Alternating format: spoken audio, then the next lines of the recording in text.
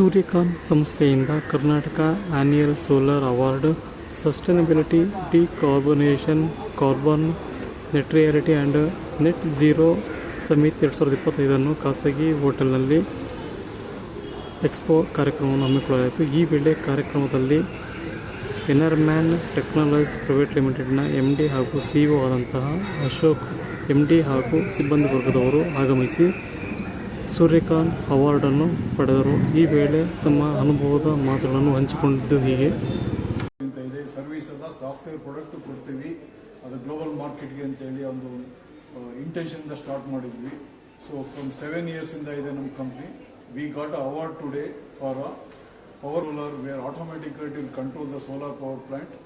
So it is not only just monitoring solution, it is a control of power plant based on the scheduling. ಇದೆಲ್ಲ ಮಾಡ್ತೀವಿ. ನಮ್ಮದು team ಇದೆ. So ಇವತ್ತು ಒಳ್ಳೆ good event in Bengaluru, Suryakant Bengaluru ಅಂತ ಹೇಳಿ.